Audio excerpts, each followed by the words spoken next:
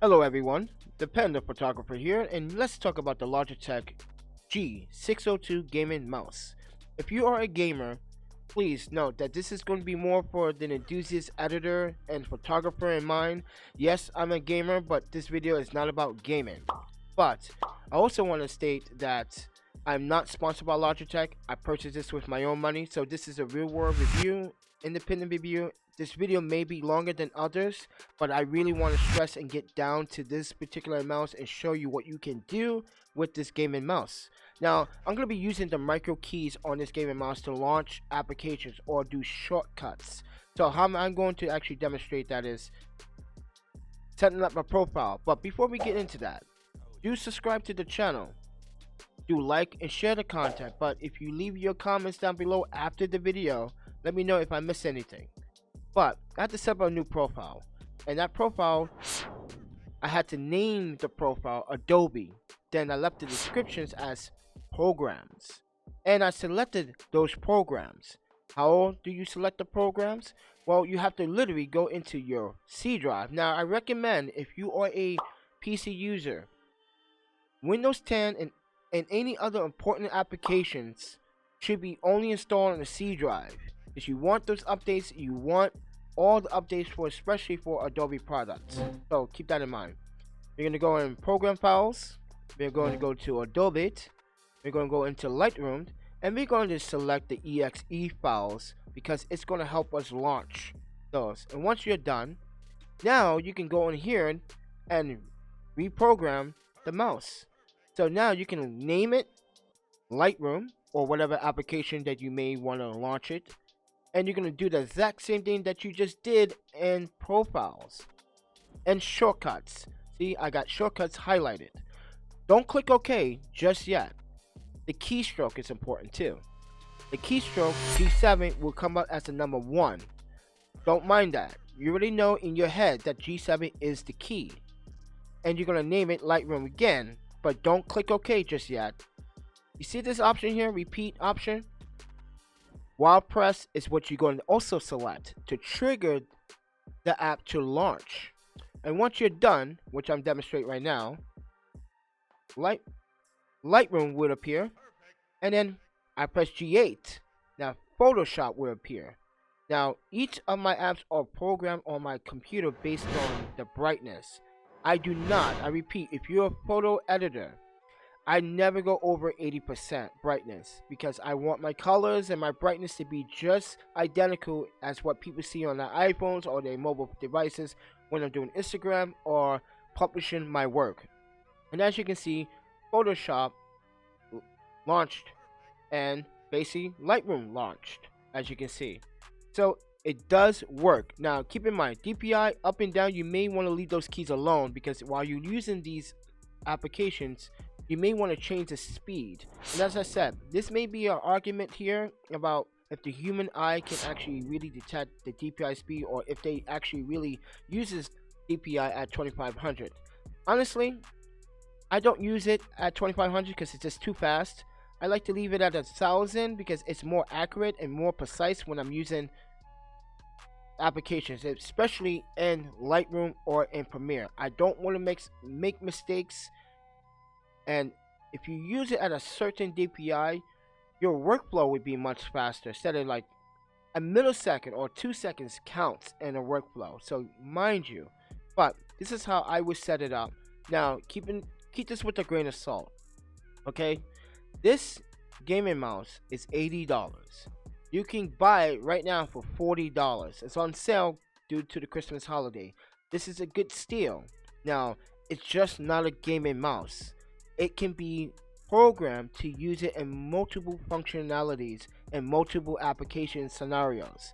Meaning, this forward and back and this battery level buttons like G4, G5, and G6, I can program those to be undo, redo, or import files when I'm using, say, Lightroom or Photoshop or Premiere Pro.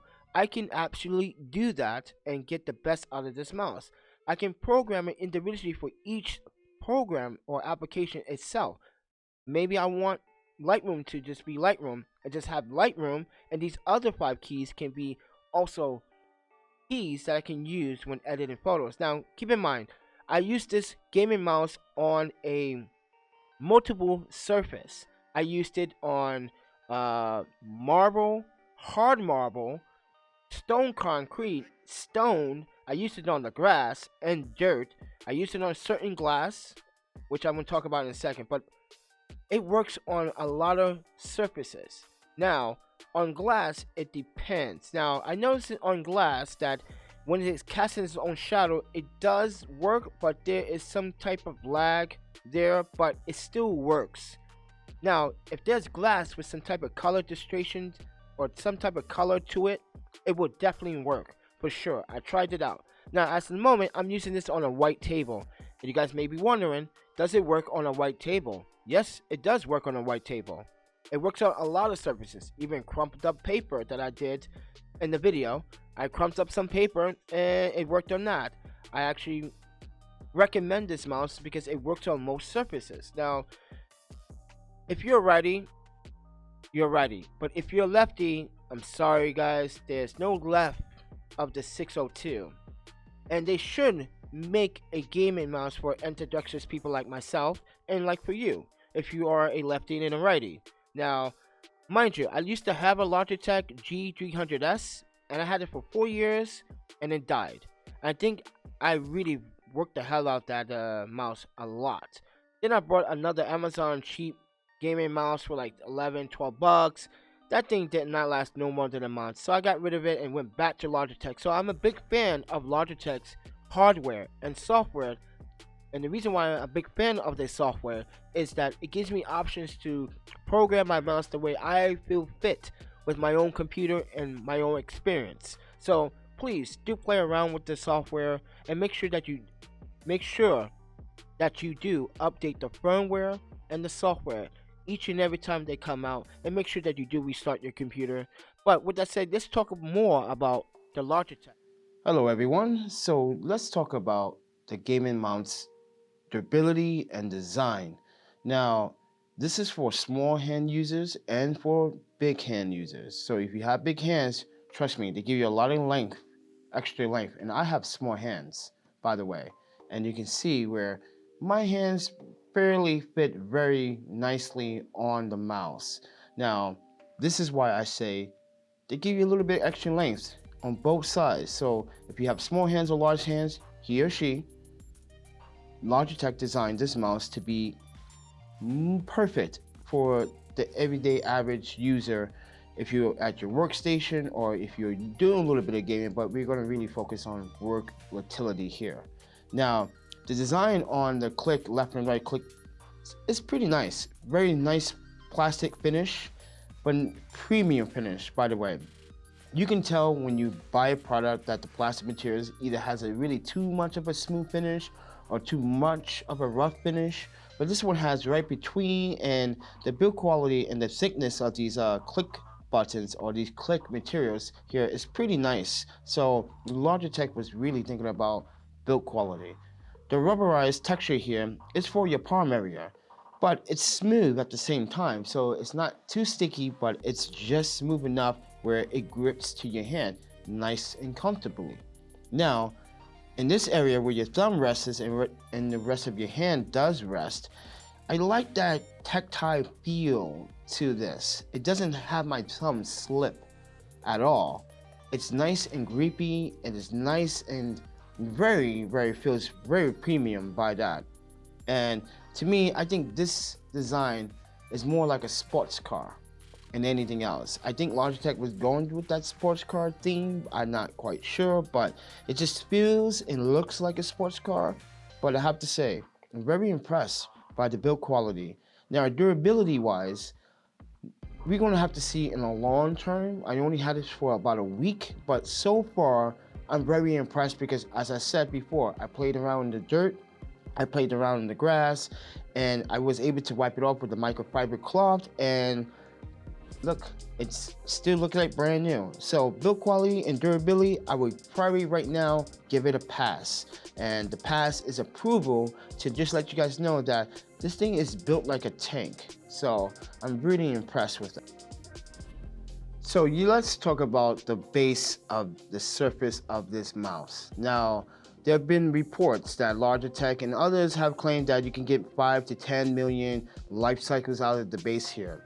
I'm not sure what the materials that they are using to actually achieve this goal, but I'm pretty sure in the long term I'm going to actually report this 6 months down the road, because even though I was using this on grass, dirt, hard concrete, and stone, you can see there's a little bit of scratches, but I don't feel those scratches. So the materials they are using here is pretty smooth and pretty accurate. So I'm giving Logitech confidence here that they know what they're talking about when it comes down to designing a very perfect gaming and workstation mouse as of this G602.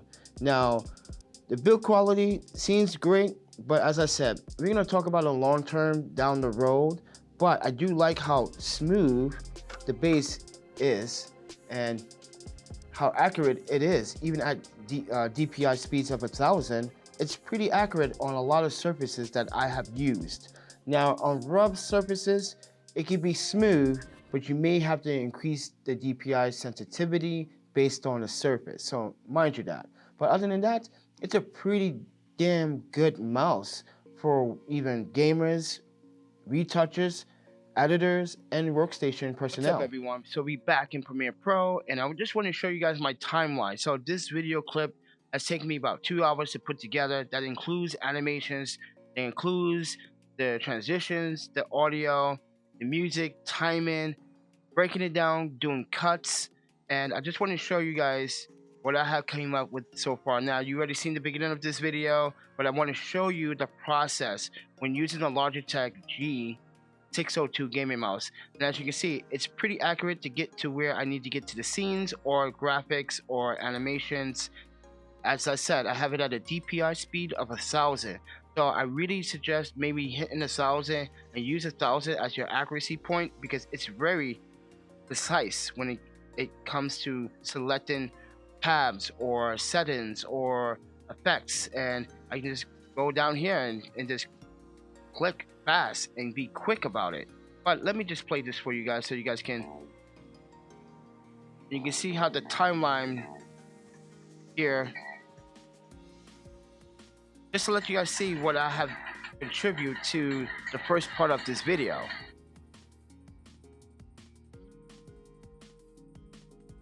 So the workload was a lot, but it took me about 2 hours to get this done.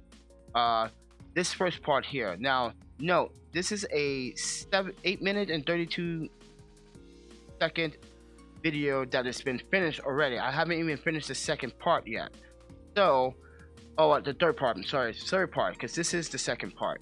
When I talk about it, the software, and everything else. So, the first part was just an introduction of the product itself, the amazing features and everything like that. But when it comes down to editing, it's very precise. Even in Lightroom, it was so precise and very nice to have a gaming mouse that was actually accurate with zero lag. With the other cheap Amazon mouse that I had, it was not accurate and there was some lag, and I felt like it wasn't up to par. But then again, it's a cheap Amazon mouse that I purchased, which was a terrible mistake on my behalf. So if you're an editor or a videographer or a photographer, you want to go with the big boys, this 602 is just the way to go. So yeah. So my final conclusion to this Logitech 602 gaming mouse, is it right for you? And I'm going to say this right now, as the ThePandaPhotographer, I think it might be for you. It might not be for you. You might not like messing with micro keys or programming the micro keys to benefit your need when using your desktop computer or laptop or Mac PC. But I do have to say, I'm very impressed. The quality, the build, the functionality, the economics, the utility. I think this will be a very good editor's choice by far. Yes, this original G602 came out in 2013 of August. It is, December 2018, 5 years later. it still stands up to par to the big boys.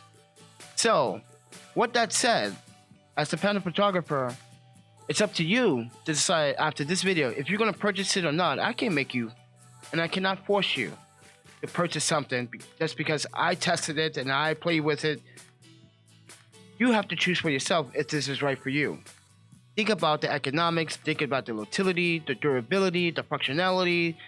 Are you that aggressive editor, that pro editor, or are you that particular gamer? Now, as I said before, this is not an official gaming review. This is more for the editor, an extreme test to put this mouse to its paces. So it's up to you guys to decide. But with that said, everyone, thank you for watching. If you do like the content, please do subscribe, like, and share the content.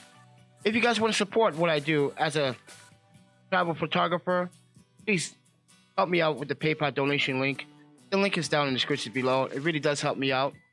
But don't forget to share the content and let your buddies know or your girlfriends know, hey, I saw this video about this gaming mouse that you might want for your gaming or your editing. It's pretty up to par and it's only $40. But with that said, everyone, this is the Panda Photographer. Eat, sleep, videography, editing, gaming, and repeat. And I will see you guys in the next video. You guys take care. Happy shooting.